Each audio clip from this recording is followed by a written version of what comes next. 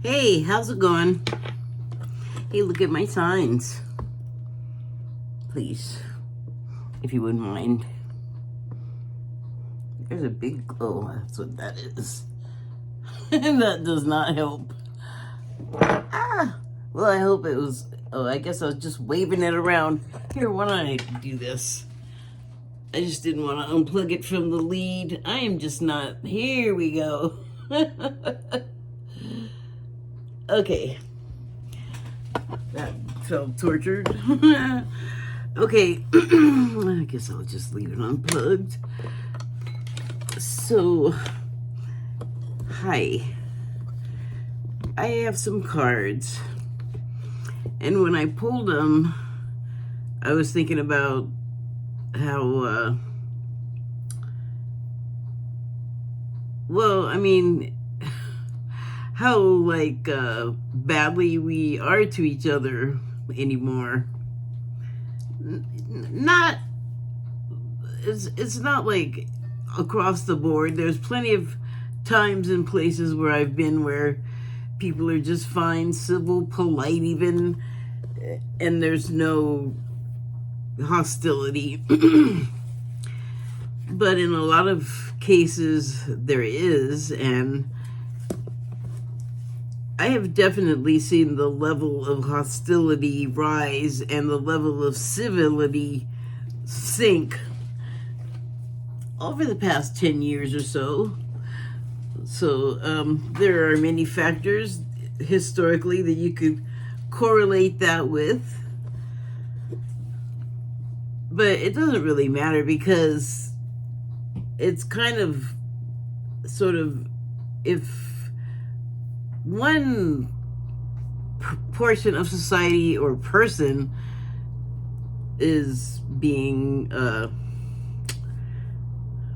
don't know, argumentative, I guess, a lot of times they'll get a corresponding response, which is probably not great. Like, I feel like what you don't want to do is escalate, but, you know, that's just me, I guess. And I know it's not easy, you know, to get control of yourself, but also, like, I'm just gonna say, like, if you have seen the Karen phenomena on YouTube, then you'll know that it's people just, like, getting really upset and not doing the things that we all probably used to do to, like, put the brakes on so we don't get out of control and become abusive to people. I mean, there's people getting physical, throwing stuff and striking people, and there was a time when we all agreed that that's no way to act. That's no way to act in public. You maybe would have heard as a child or something, or in some discussions about an unruly child, but I'm not talking about kids. It seems like now online, it seems like the adults are the worst behaved than the children. The children are like, I saw this kid, 14 years old, get just mad, just tackled, you know, like, I can't, I'm not into football, so the term escapes me, but he just, like, nailed that poor kid. He's 14-year-old, skinny, you know, I don't know, he looked like he might have been kind of gangly, but just like a bag of sticks and dreadlocks, basically. And this cop was pretty solid, and, I mean, I'm laughing, I don't know why we laugh at when something absolutely not funny is the topic of conversation. I feel like it's a nervous thing. Well, anyway, it made me nervous the way this cop took this kid out, and then he kept, like, he had him restrained. The kid wasn't resisting, wasn't trying to escape. I don't think he was even part of the group of kids that did the thing that I think the cop said he had a problem with. But he was smashing this kid's face into the sidewalk after he was, like, on his back with his knee on him, and he was handcuffed, and he was talking to him, and the kid just kept saying, okay, chill, please, I'm complying, I'll stop, I'm sorry. Like when he was allowed to talk, basically, but there were like grunts of pain coming out of him, and then the guy just like grabs his hair and just starts bashing his face on the ground, and it's like, bro, that's an overreaction. I have to say, I have to assume. Of course, it was body cam footage, so the typical line that you would get from the police, regardless of what was seen, like this seemed pretty one-sided. It seems that because someone did some work and came along, and because it was part of a report, so I didn't just see that there was a report, so there is background. That's how I know that the kid wasn't part of a different group of kids that legally crossed the street, and then this cop, I guess this is the part that's not on the body cam, flipped out and ran over after them, all angry, and the other ones got away, and he was able to grab this kid. But that kid, I think, was already across the street, like doing whatever he was doing. He minded his own business, and next thing he knows, he's getting his head bashed on the ground. So I'm thinking the cop also saw like every bit of the action since he was there, also wearing the camera in the middle of it, instigating things apparently. So allegedly instigating things, allegedly, and that's why I said it seems like an overreaction. But like, why? In it's not just him. It's like I just think we used to be able to control ourselves better, and something happened where not only are we just letting loose that way, it's become like weak to care and have concern. And what is it that emasculating, is that the one where the men are feeling like they're turning into women? I love the way that came out of my mouth. The men that are feeling like, I can't even, I can't back this up. I was just amused because it seemed like I was saying that the men that are complaining about being emasculated and made to feel like women, I have not seen evidence of any women making a man feel emasculated. Like, what does that even look like? I don't want to get like all porno here, but is it like a dominatrix telling a man in his head that you're a woman, lash, lash, lash? Like, what does that even mean? I tried to talk about this a couple of times, and I tried to write it out a couple of times, but, well, I shouldn't say, what I want to do when I'm writing something for something like this is to start writing and just let it flow. So 3 days I sat down to do it, and I got as far as the date and the title and the page number, and then it was like everything I wrote was like, ugh, no. That is not, you don't want that, get that out of here. So finally, like a little bit squeaked out today, but I should have waited like maybe another day or two.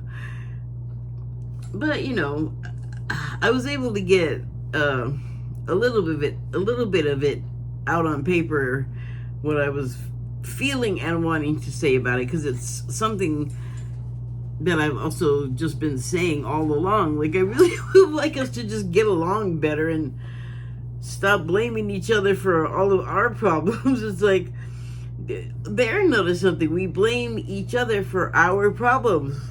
So it's your own problem. I mean, even though I just said it, what I said though, I think is what a lot of us do, including me sometimes. I now catch myself at it. Maybe even before I start doing it, in public out loud or something like that, But I just feel like, man, we could just give each other a break sometimes. Like, if we just, we're all here together, going through our karmas, living our lives, and we gotta interact. There are times when we just depend on each other, like people you may not even know. Like you depend on the fact that if your house catches on fire, firemen will come. Like you depend on those people. If they're saving you or your pet or your family or your home, whatever it is that's on fire that you need put out right now, you really gonna like turn away a black fireman or a Chinese fireman if that's your hateful fetish? I just think that there's a lot of things going on that we get real involved in, real invested in, addicted to almost.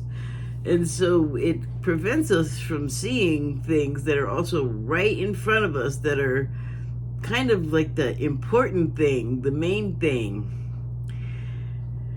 And this is one of those instances where I have to agree, like it is a good idea to not have a television in your house, because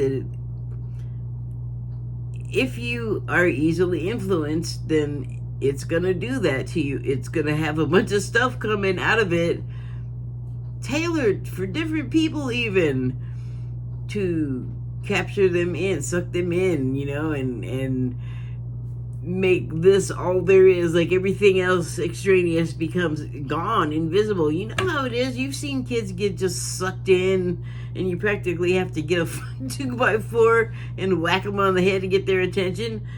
It's insane. And I'm talking about a game with the kid where they get so sucked in, but that's another thing that gets put in front of us to take our attention from what, like, it's the being present thing. Like everything else is extraneous. And I'm saying this because I got a message saying this basically today, that we have our experiences here, but we run into problems because we get into this addicted thing where we're addicted to our team and our sports team, and it's so important that we'll fight about, physically have a fight about it. Or if they win, vandalize the city and private property. Like maybe another person that came to enjoy the game and you broke their windshield.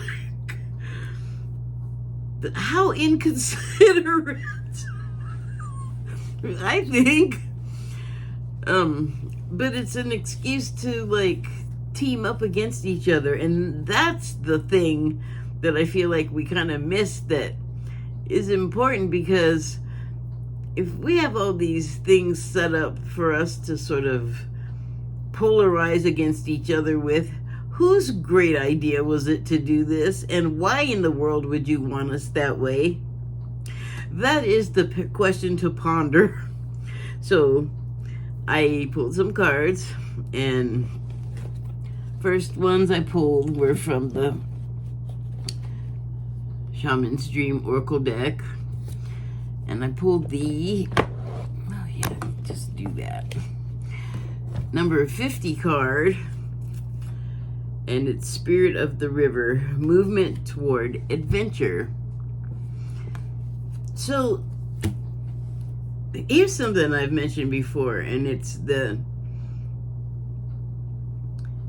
times when we have civil actions, protests or marches or rallies or something like that, where it's an event and people get together and there's a reason they're together, and there's usually emotion involved and stuff like that. And politics looks real weird to me these days, because it didn't used to be doing what it's doing and not doing. And there's also where things right in front of your face are happening, and it's there's all this ideology trying to be replacing the Constitution and the laws and all of the government stuff from certain politicians, not all of them, but it's they're bound and determined to undermine and destroy, our political system, our democracy, our republic, all of those things. And who would profit from that? So I'm saying it sure looks to me that there's a lot of, let's say, offshore intervention into our country, and not just in the government, like socially. And there are so many ways, like just look at how our country has done it, and look up like Majestic 12. If you don't know about that already, check it out. That's horrifying, and something that happened too. Also going on right under people's noses, like, so that always just makes me think, well, what are they doing now? There's always something going on. So we become like the instruments and the game pieces for all of these plans, these like social experiments upon us that we could know about it, we could be aware of it, but we generally are not, and it's right in front of our faces. And the way you know that things are happening that are unusual is that if you know history, and also if you know world history as affects the United States. There's another point of view to history besides ours, and it's valuable to know because it can give you insight as to when, like a situation like now, like if you know like what their tactics are for espionage and things like that, then you can get a feel like, oh, this is kind of very different from what's supposed to be going on here that normally would be going on, except for at this certain period of time, this started happening amongst this group of people. So, it's more than just here. It's more than just my country and my government here in the U.S. It's everywhere, and it's because it's not about a country or a leader. It's about maybe the leaders and people they answer to directing and controlling us. And that's something I have to say the QAnons got really right, except for they didn't tell it like the way I sort of found out about it, in a sort of a dual sense. Like, I was already noticing things were amiss for years with government, and like nothing could ever get fixed. Don't you ever wonder about that? Like, some things can be fixed. We totally have the capability. We have the intelligent people. We have the infrastructure. We have the resources, and stuff just stays messed up. Did you ever wonder about that? There's a reason for it. So that's going on. And then people are either going along with it because they've been conditioned to believe that these things are the right things, like take stuff away from some people, and who cares if they suffer as long as this other group of people who are the okay group of people can do well and maybe also prosper. So there's that dynamic, and that's also not unique to the United States. There's always somebody to oppress in systems because there's just all that type of thing going on, and it's like, I feel like engineered to keep us busy from noticing it. And it's gotten so bad in this country that I know Russia and China have made several espionage incursions into our government systems and employees, and right there, knowing the history of those two countries and what they've done in their history, you have sort of an insight to like, oh wow, they're like trying to infiltrate our systems again, and well, they have succeeded quite well. If you know what you're looking for, it's right there in front of you. So I'm not gonna well, maybe I will, but anyway, the card I pulled from the deck is the Spirit of the River. And movement toward adventure is the subtitle. And the reason why I said all of that before talking about the card was that water flowing can be turbulent. On the unseen floor of the body of water, there will be silt, sea, whatever, water plants, life, also rocks and, television sets, just things you don't know. Like, if you just dive in, or if you're like body surfing in the current, you could just run into it and, well, damage could happen, could be bad to any number of degrees. So that is analogous to me to that birth canal thing where change is underway, like new life, that is a change to like the old life. There's a new one added.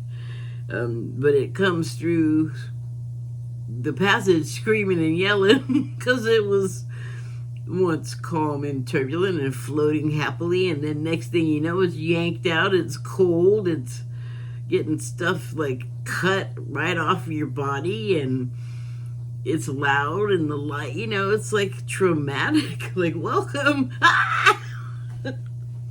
So we're kind of going through one of those periods, and it just feels like it's going to go on a long time. Woo! Ups and downs, ups and downs. Get ready for that. Water is like that. It's the spirit of the river. So, number 50 is the card. There's fives happening here. The number that indicates change. And the other card that I pulled was Eye of the Needle. Intentionality. Well,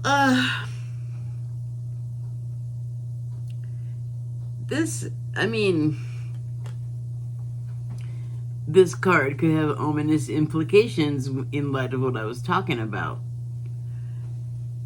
But, there's also a lot of golden light and like a halo sort of situation happening on there, which I don't feel bad about.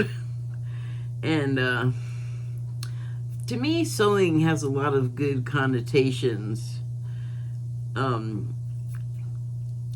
But the Eye of the Needle just is like a particular thing to me, like a constriction of the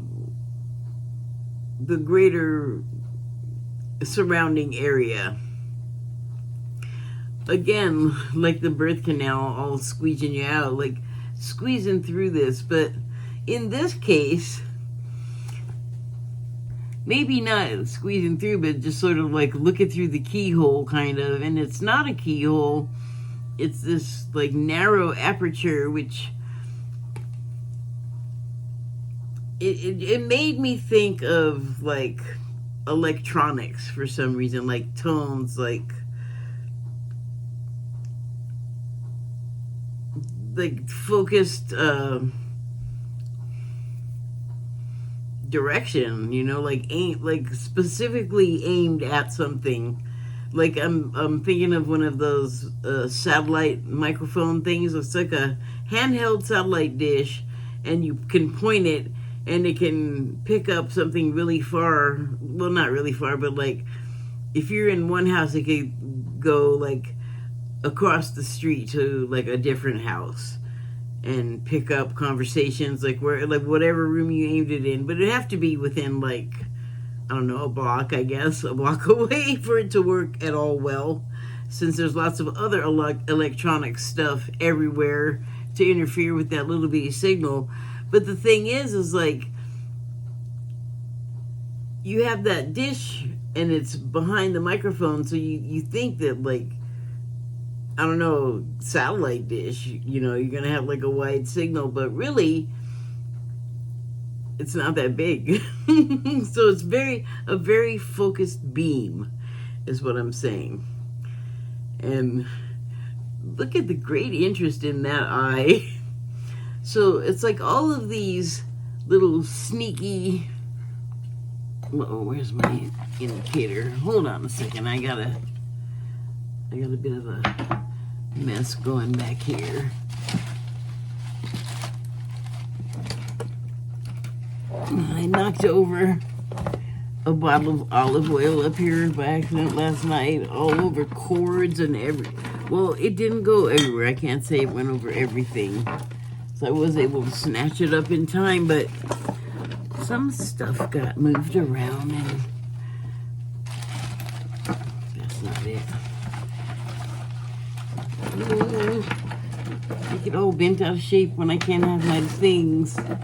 Well, anyway, got all these little guys here at the bottom, and it's almost like they're feeding off the needle. Like the needle is the point of information, or the place that has the people talking about the information where the microphone is pointed at, right?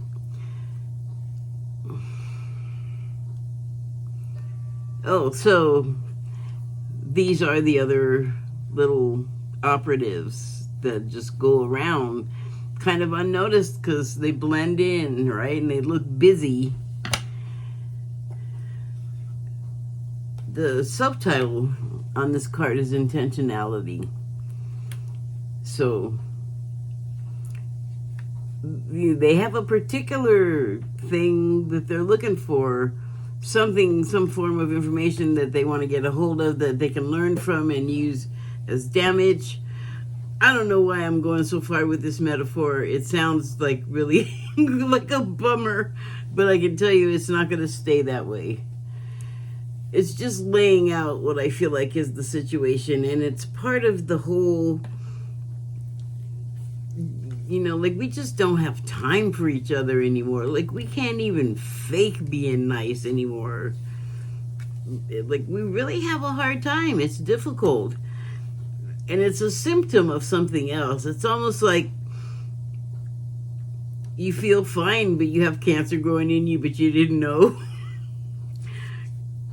Well, because it's like that. Like, we should be aware of stuff like our country being stolen.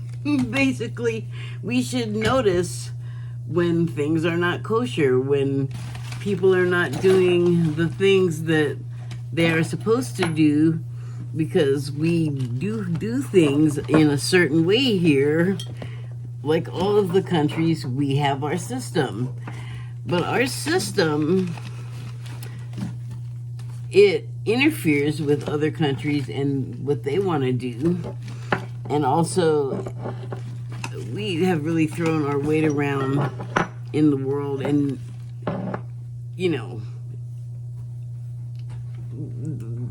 we don't just get spies, we also send them. So rest assured that we are also doing things other places. It's the way that we do things. I wouldn't even begin to know how to change stuff like that since I'm all the way on the outside of something like that. There it is. But I feel like it's set a tone, and here's why I started with all of that stuff, and it does affect us. Again, I can really only focus on my own country because I don't really know enough about the other ones. I know some history. I don't know what's going on over there, and in all likelihood it's something that we're doing to that country. So, also not cool. I understand that there's like reasons that they have to do it, but I think that things could change, could be done in different ways, and they may well do so. So, I think that we can like heal ourselves from this, the way we treat each other. That's so like, it's lazy, and it's convenient. And sometimes, like, if you want something to be good and to work well, you have to make an effort. So, I saw this video, and it talked about the first intelligence agency of the United States. And their sort of modus operandi was spying, coercion, blackmail, and things like that. And that made me sad because, you know, we're conditioned to think that they're like of the highest caliber, great people. You know, like, we uplift these agencies within our country, but then we also know how they've done really crappy stuff to us, their own citizens in this country. So I don't know if we just forget or what, because they're not all terrible. At least the FBI does things like, you know, catch kidnappers and bank robbers, and like they also do law enforcement, but sometimes the methods and the interaction with the public in America could be better. And then I was always under the impression that the CIA did not operate here in the United States. Well, come to find out, not very long ago, I'm watching YouTube, and these Diddy videos start showing up, and he was running this whole situation that was in a lot of ways similar to what Jeffrey Epstein was doing. And I had heard that he was some sort of government operative, and I could not understand, like, that just did not compute because of that conditioning. I'm like, how in the world could human trafficking be part of, like, our intelligence agencies? Well, that video that talked about the first intelligence agencies, guess how they funded? The taxpayers funded the stuff out in the open, but the stuff that they wanted to do that wasn't lawful, well, they needed money. And you know how they made the money? Drugs. The famous situation where this happened was in the 80s with the crack epidemic that suddenly exploded because of all the cocaine that was flooded into the country. And this is fleshed out if you have it for one case. I'm sure there's a bunch of shows about it, but if you have Netflix, you can watch Narcos Mexico, and they'll tell you a lot. And then there was Jeff Webb, the reporter in California, that kind of stumbled across this story. And then there was Freeway Rick Ross, who they dumped the cocaine and the recipe for crack on this guy, and, you know, this dealer from south of the border that gave him all this information. And guess who that dude was under orders and teamed up with or something? The DEA was, no, I think the DEA was just getting burned. Like, they thought they were down there. I don't know what the hell they were doing with the DEA. Watch Narcos. They weren't letting them do anything. It was the other agencies, or maybe I'm confused, but even that showed, like, the agencies don't all know what the other is doing. Some of them thinking they're honest and good, and other ones are like, yeah, we're totally on the DL criminal. Oh, I guess that would be the CIA. That's the one. But those are just like the two main ones. There's a whole bunch of other intelligence agencies that really aren't talked about, and I just know that they exist. I'm not sure exactly what all they're for.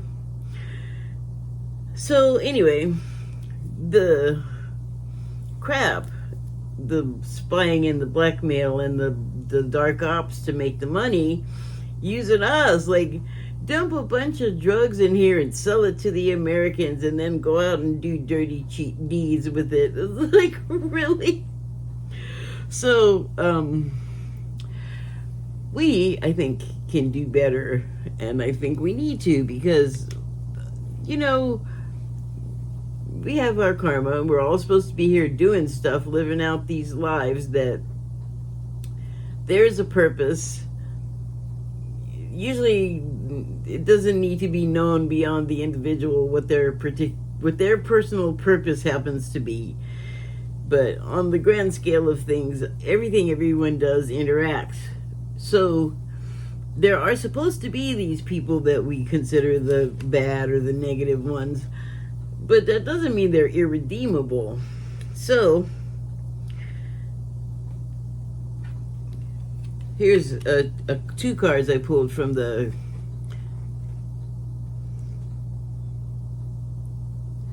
God, my vision is so bad right now. Messages of Cosmic Oracle deck. Oh, why don't I just show it to you and then you can read it, because you can probably see. There you go. From this deck. And the card is, hold on, let me get my OCD thing out of the way here. Go in your place. Not like that. It's got to be a certain way. Oh, if it's not, everything's going to fall over. It's not OCD, really. Anyway, the card says, you have the power to create the life you love. Remember that. It's a light bulb, but I was looking at it. I was like, why is the guitar upside down? Partial bad eyesight and partial guitars on the brain. I play them. I've played them since I was a teen. Well, I haven't played one recently because of illness. Every once in a while. But that's a whole nother story. Anyway, to create the life you love, you have the power. Remember that. So here's where things start to go on the upswing. We don't have to, like I said, we don't have to have that world where there's the Epstein type things happening, Epstein Island, and the trafficking and the the selling of the drugs. We have the power to change that. We can make it into a nice place. We can make it even into a place where it was just like we could be civil and polite again. That would be really nice. Everyone is suffering. We're suffering from what we're doing to each other. We're suffering from whatever our personal things are. And one thing we usually don't do is just give each other a break. Like, it's so hard to think beyond our own problems or selfishness, I guess. And I think that hurts us, like, all as people. I hope that we can make a butterfly effect, those of us that would like to see. I don't need people to change their ideology or not have as much money. I just would like us to be nice and decent to each other. You know, everybody's not out to get everybody's stuff. I find that the more you have, like, the more zeros in your bank account or the more material stuff you possess, like expensive things, designer things, I think the more selfish and clutchy and hoardy you become. Like, really? You're rich now. You can get as much as you want. Why are you acting like everybody's trying to steal from you and you have nothing? Especially when, like, maybe people are trying to steal from you, but when they're not, don't treat them like they are. What's wrong with you? It's because you got more money. And the other thing that happens, and I'm not just saying there's a pattern that can be observed. There's probably studies on it. People who get more money, and then that confers onto them more power, but it's not like all omniscient power. It's the power within your, like, position. Like, if you're a producer, musical, or in Hollywood, or whatever leadership position you hold, that's where your power lies. Don't think that you're, like, all whoever you are, God everywhere. That's crazy. That's imposing on other people and not letting them have their way and their path. That's inconsiderate. But people that need stuff to feel better and better than other people, what they need is not stuff or to be better than other people. What they need is love. Other people can love you, but if you're that way, the thing that's really going to help you is to love yourself. So this card says, someone is in need of your love. Offer it to them. In this context, make that you if you are that person. That person is probably not going to be listening to me, though. That person is going to be concerned with eradicating me. At least from saying stuff like that. But while I can, I'm saying it. And, you know, that, it might be like the thing that repels that particular vampire is to offer them love. And also to remind them, well, I mean, I was going to say remind them that you can build the world you love. And maybe they think they have, but if they were, like I was saying, that person that's trying to fill a hole, then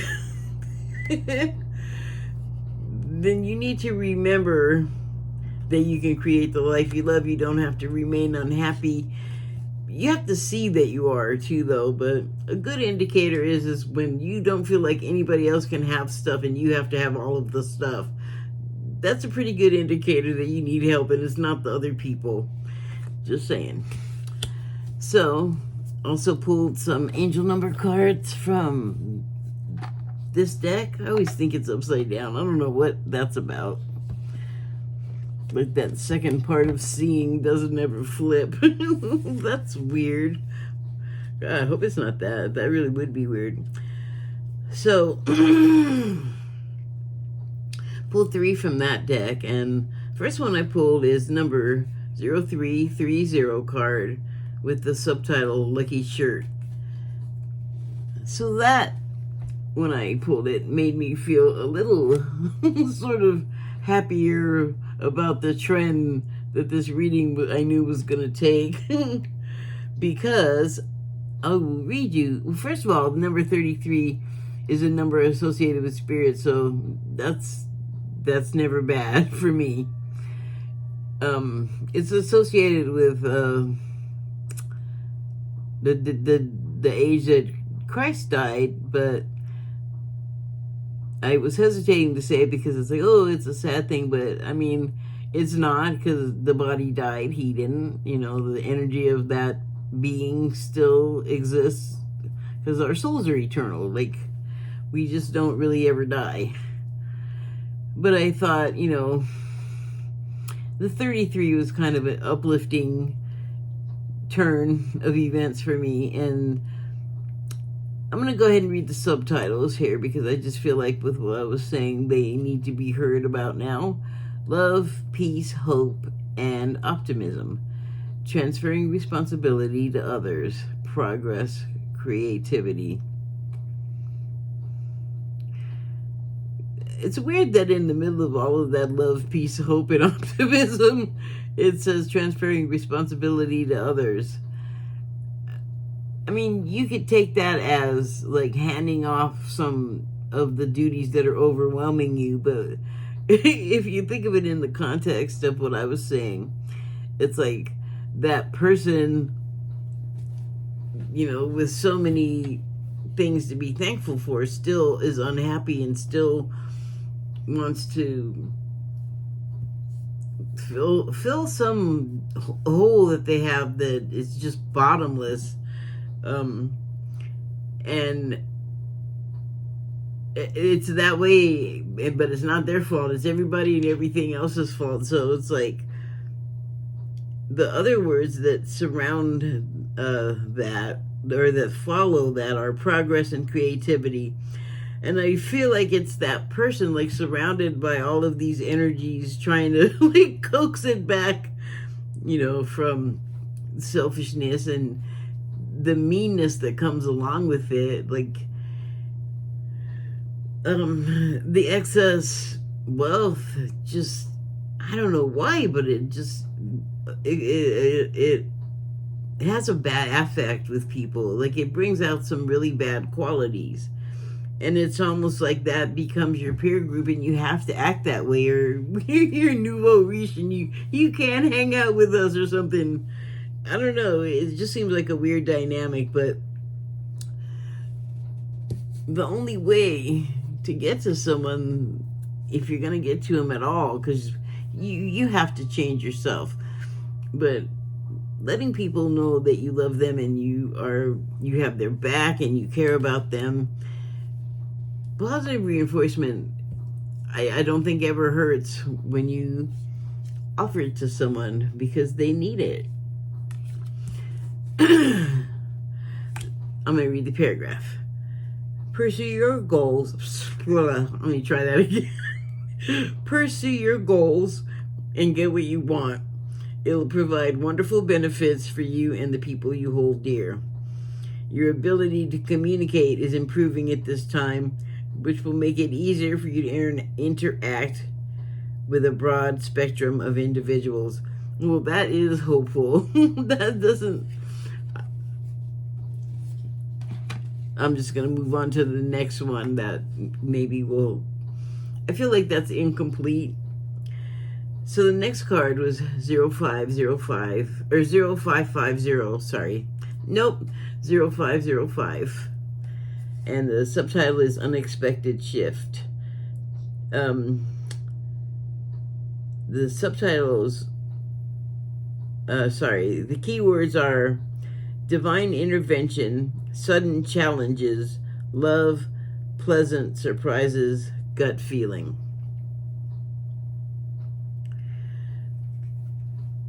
It's almost like I'm talking about two different people here, but maybe it's like two aspects of the same metaphoric person, just to make a point about the way that we treat each other and how our priorities get shifted, so that, I know I say this a lot, but somehow a building becomes more important than a person.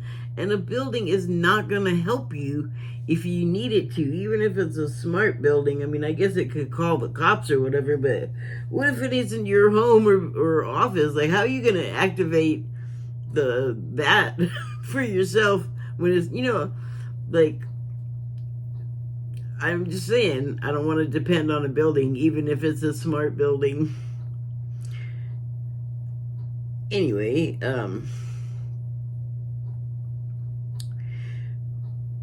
divine intervention, I think that the people that I've been sort of talking about, or the person that I made up for this to be the point of my story, I feel like they are, well, entitled, and even if they are a nouveau riche, you get the money, you get the power. It automatically confers this power. I think it's encouraged by the people that become your peers, whether they want to be or not. If you're in the same bracket with the IRS, that they have then become your peer. But at every stage, there's like a separation from the other people that maybe you were previously a part of or with, and then you think you've made it and you've gotten ahead, and then you find out there's people ahead of you that were already there that are older rich and more rich, and you're right back where you started. So and then, if you want to fit in, you got to act like a jerk too. So I guess, I don't know. I mean, I don't live in that kind of atmosphere. I don't know, but I sure have noticed that for a long time, the rich people are just so disdainful of the poor people, and it's like it's their fault because they're poor. And even the really smart people, even the ones that are supposed to be Mensa, should be able to put together 2 and 2 and realize it's just not that simple. There's so many factors that can contribute to someone being poor or whatever kind of situation or station that they find themselves in. That's also their karma. So it's not really up to any one of us on the outside to be talking about, you're doing it wrong. So, when you want to horn in, you offer love, but offer it. Don't force it on them. You might see that someone needs it, but you offer it, because what you might be seeing may not be right, or they may not be ready to accept what you're offering. So you have to use a little sensitivity, which is, I guess, getting really hard for people to come up with. And more people want to aspire to be a rich person, and that now is it was always the case, but I don't think it was as blatant as it is now. So that's what some of our younger selves are aspiring to, or I think, and I don't think that's great. I'm going to read the paragraph on this card. Ay. This number serves as a gentle nudge to pursue whatever interests you most. It's possible that something could rock your boat, but you'll end up exactly where you belong, which could be in somebody's arms, your dream job, or abroad. So more optimism. And, for a rich person, none of those things are like any big deal. You don't know the things that I'm thinking of. Well, I'm just thinking of, like, if the wealthy person had, like, a dream thing. I don't know that I could really imagine what that is, but I guess I started to. So, like I said, dealing with like a two-sided person kind of a situation.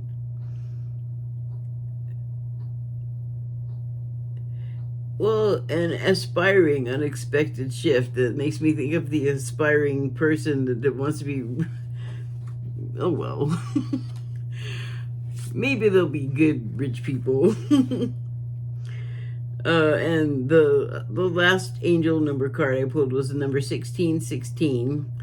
Readjustments. Well, the established, the old money sometimes don't want to, they're recalcitrant. They're like, they don't really want the new people in. They should want new blood, actually, really.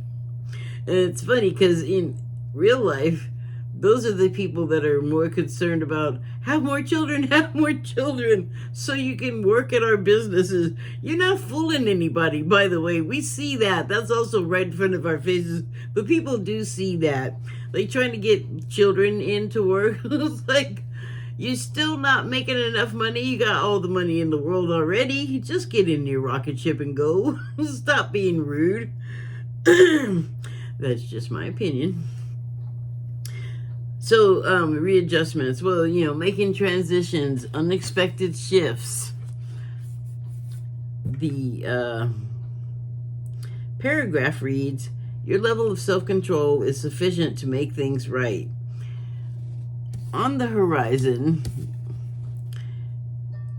is the possibility of beginning a new romantic or platonic friendship, as well as a change to begin life anew with a person from one's past. You have the power to create the life and the life you love. Remember that. Your level of self-control is sufficient to make things right. That is almost the same thing as far as I'm concerned. You have the power you have the self-control. Your level of self-control is sufficient to make things right. You have the power to create the life you love. That would be making your things right, I think. So the subtitles on this one are overcoming obstacles, soulmates, romance, affection, support. Why are all these lovey-dovey cards coming through? I didn't feel like that kind of love was what I was referring to. partnership, sure. Interactions with people platonically, sure. You got to work with them. You got to interact with them. So the final cards I pulled were from the Wild Unknown Animal Spirit deck. And hold on a second here. They are the Fox card and the Eagle. So the Fox card, I'm going to just tell you, I don't feel like pulling out the book, so I know what it says about the fox, so I'm just going to say, well, actually, I guess I'm not. I was gonna, but apparently that's not a good idea, because I can't really remember. I started to talk, and I was like, nope. I mean, I do know what I want to say, one part of it, but I want to say all of it, and I couldn't quite remember, exactly how I wanted to. The book says it better. If I can find it. There it is. So, the fox is smart, strong partner, and mate. Mates are all over this. I'm like missing something. I'm reading this wrong.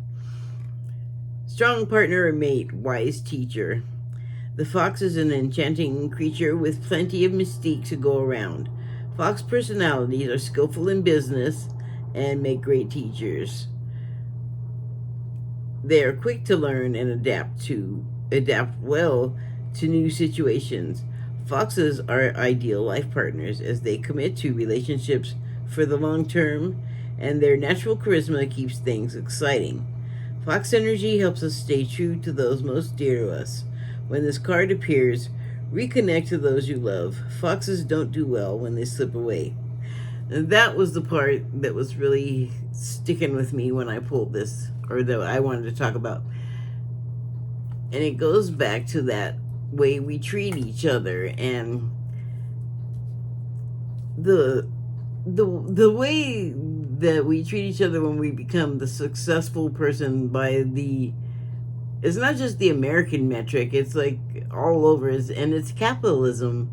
And the more we do it, the more we don't really like each other, don't care for or about each other, and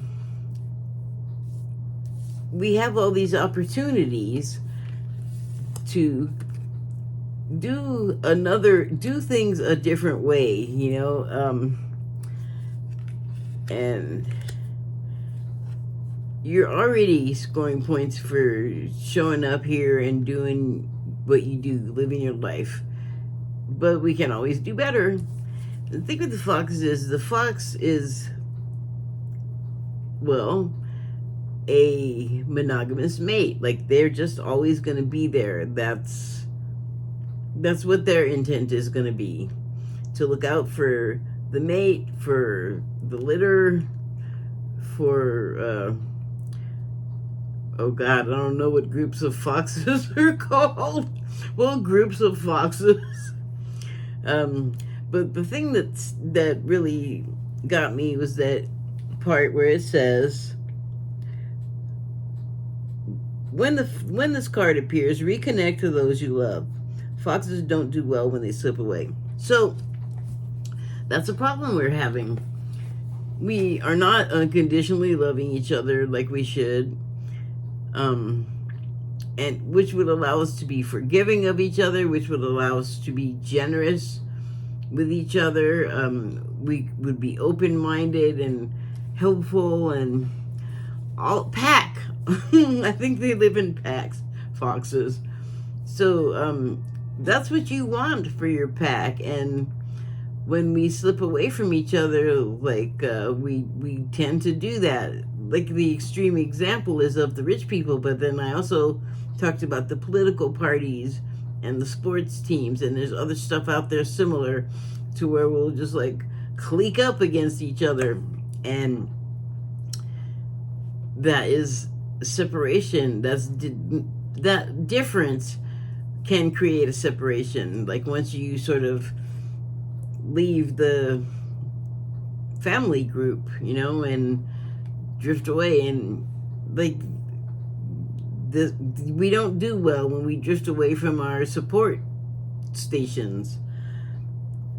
So I guess that's what the mate stuff is all about. Like, it doesn't necessarily have to do with like romantic, although that was also mentioned with the platonic.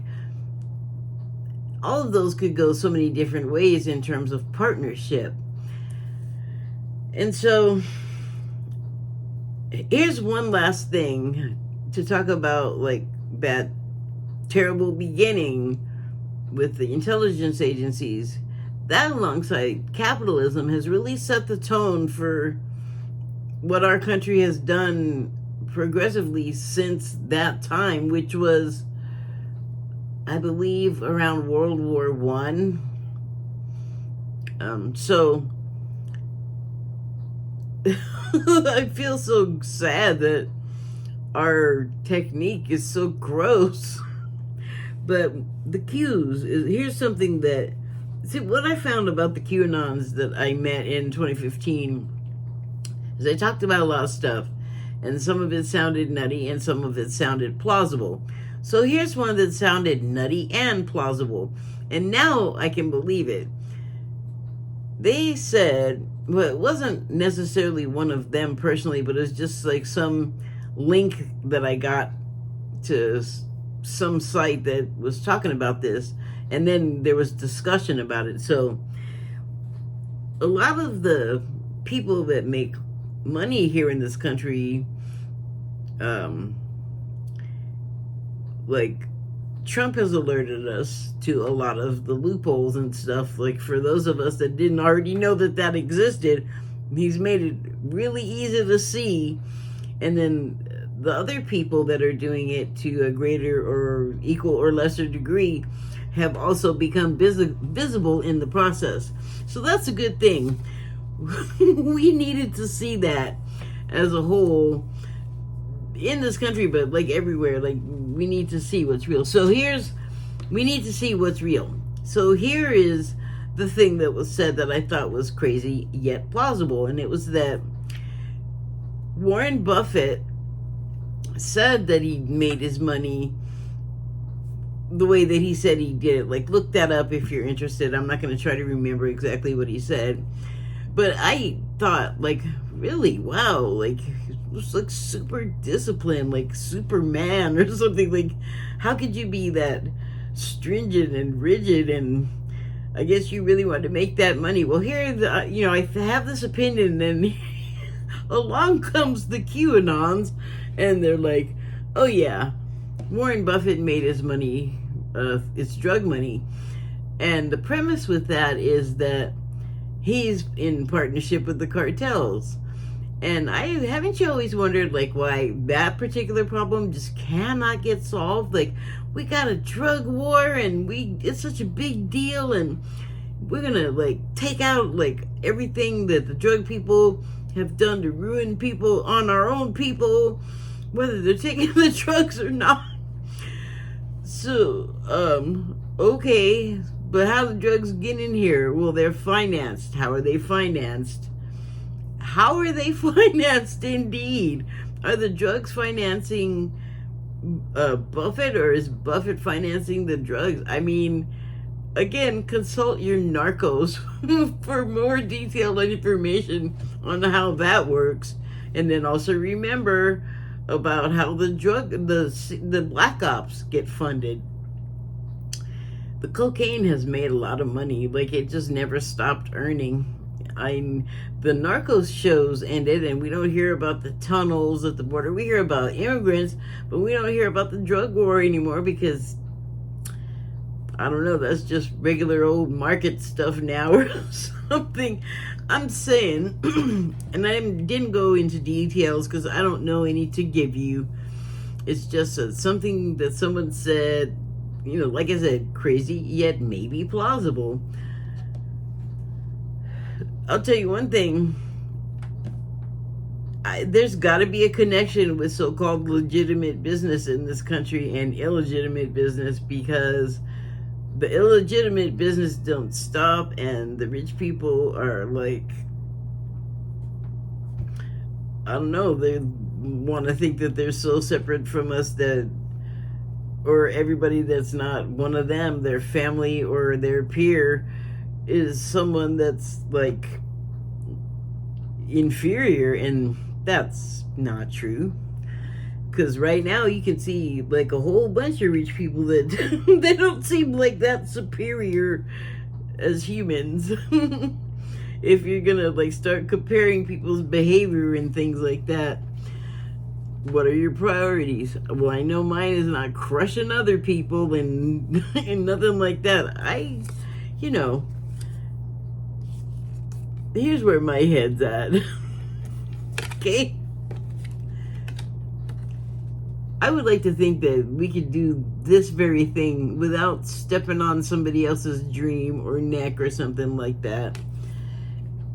I mean, it's a transition that we're going to have to go through, because it is a fight, I think, right now between rudeness and civility, you know, hate and love, contrast, you know, like, what do you value more? Do you value, like, the company and comradeship of your fellow Americans, or are they just pawns, you know, to use and step over to get where you want to go, to have what you want? I guess you could say that that is sort of the struggle that we're kind of going through. And like mentioning the intelligence agencies sort of beginnings, that goes back a ways, but really this is something that has been a struggle, I would think, for centuries. What's changed recently is that more people are willing to change it and open to things that have been suppressed in the past, that, or actually I guess still are, because whistleblowers, for instance, still, even though that they are acknowledged and are a good thing, for some reasons the places that get the whistle blown on them, like governments, they don't take kindly to whistleblowers. Imagine that. Well, you think somebody might find out what they're up to? I have to wonder yet again, because here's another thing that I learned from the QAnons, although I did see it someplace else later, and it wasn't just theirs, and it was a quote of George H.W. Bush, and he said that if the people knew what we were up to, they'd come after us with torches and pitchforks. And every time I hear that, I think of something like, well, it could be for this or it could be for that, but that is also true. It sounds like there's no end of things that the people, which would be like all of us normies and, you know, non-rich peoples, the peons and such, the poors, there's so many things it could be that we would like hoist a pitchfork and torch over if we all knew. So that is something that can only really be repaired by us rejiggering the way we treat each other. Like, it's not really something that you can like teach another person or make them do. The best you can do is be an example, not behave that way, and I guess just avoid those situations at all costs is the best you can do. If you're like me and you don't want to like make waves and be aggressive and all of that, like I'm not saying you can't like have emotions and a temperament about things, but you got to also be able to temper your emotions and be able to be to articulate clearly like what you want to say. But mainly it's the way that you treat people, and if you treat people well and they enjoy it, they may take up the practice themselves. And I'm running out of stuff here to say, so I guess I'm done. One final bit about this is we always have the chance to like raise our vibration. We can do it on our own, or we can do it with the help of other people or alongside other people. Like whatever gets you there to raise your vibration. And then also, this is a reminder of what I was saying at the beginning. Just that like this bird, or any bird really, is gonna, one of the immediate meanings that you're gonna derive from seeing a picture like this is that it can get up to a place higher than where you're standing, so it can see the much more of the vista than your immediate surroundings, which tend to get cloying and claustrophobic and all about ourselves. And so we don't really have an idea of what's going on with other people, and maybe we don't really care because we can't see them. But remember, we interact whether we know it or not. A lot of times we may not even know each other, and yet we'll be interacting. Or that happens all the time. You go into a store or someplace like that, or just out of your house, and you can run into someone you don't know, and they might say, where's such and such place, which such and such apartment. It already happens as soon as you walk out. But every opportunity is one to have a good one, good exchange, good interaction. Positive is what I mean. Okay. So, I thought it wasn't going to make sense, but I think the mate's business is just about really, that place where we care about another person like family or like a mate.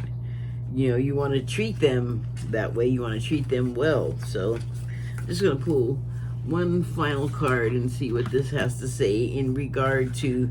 So here is the title. I didn't even talk about it here. I didn't even read it, of my notes that I actually am planning on writing as a piece, an essay, and publishing. But the title of it was Harden Your Heart, Harden Your Mind. So for me, hardening your heart means somebody pissed me off and did something to me, I feel like, and then I'm having feelings. But for me, like, it fizzles out because it starts feeling bad. Like, I don't want to feel angry, and I don't probably want to feel it toward anyone, really. So I don't go follow through to the next step, which is like not getting over it, like not letting it go and just holding on to it forever. And the grudge makes it just get like bigger and more amplified, like a bad tooth, So I say, like, don't get too hard on the heart, and don't let it go to your head, so that you become hard and uncaring and lose compassion for other people. Like, that's a condition a lot of us are in right now, where we just can't with other people, can't stand them, can't listen to them, don't like them. There's so many reasons that people come up with, but I understand that momentarily. Like, I can't hang on to that forever because I don't want to be in that space. I don't actually want to follow through on I'll never speak, whatever, to that person again. Like, too many times have I done that. I don't think it was a good decision.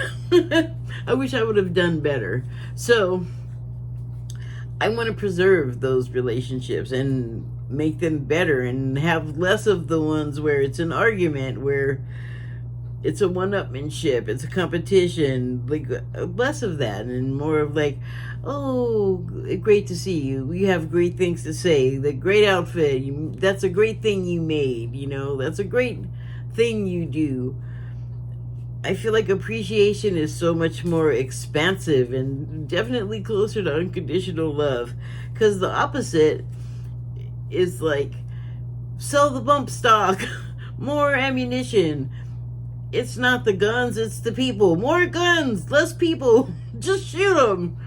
That is not constructive, I don't think. And also, I think it's short-sighted, because even if all of these things we're calling fascist that are slated to happen here in America, if they were allowed to happen, I don't think they would last very long. I think people would just get sick of it real fast. Even the people that were for it would get sick, especially them, would get sick of it real fast and be like, I can't have what I want. I can't have my way. It's like, please figure it out before we have to go through that part. Okay, because that's what it's going to be. You'll be all happy, like, ooh, those people are getting it. But you're going to get it. You're going to be right next, and it's going to happen fast. Trust me.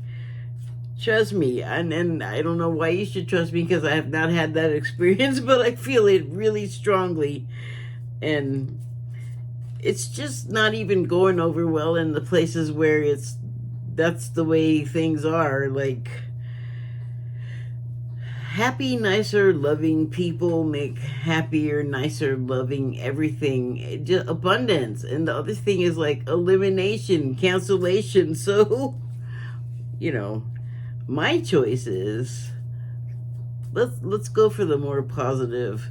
All right, let's see what this oracle card has to say about that. Like, let's not harden our hearts, because it leads to hardening our minds, and that leads to hardening our hearts again. It's just like, health-wise, it just doesn't sound like a great condition to have. Okay, so it says yes to be happiness and abundance. It agrees with me. I'm gonna go with that. And I have it on good authority that we're headed in that direction anyway. And to tell the truth, I didn't even need that authority, because I just feel like I have noticed that there is a pendulum swing to the world, also from history. If you catch up on that, it's got some stuff to tell you. But I mean, that's just the way things go. It goes. Maybe things are great, and then like they slide into bad for a while, and then they gotta dig themselves up back into great again.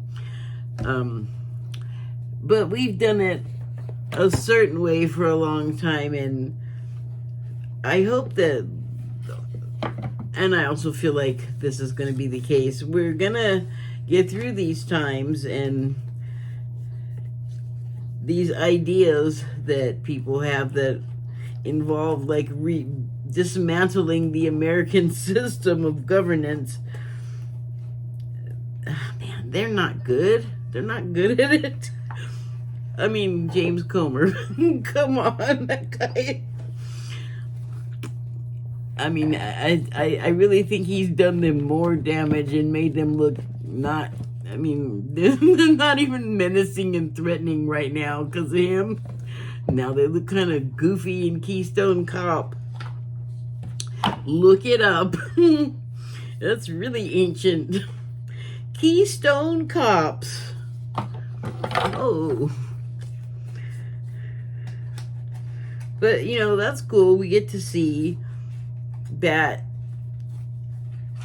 sort of antithesis to things running smoothly and well just fall apart trying to stand up and be awful. Like, it just can't put 2 and 2 together to make 5 and screw us up. If that makes, well, it makes the kind of sense I was trying to make in the sentence, so deal with it. Where is the other? Oh, well, you don't need to watch me put the cards away. Thank you and good night.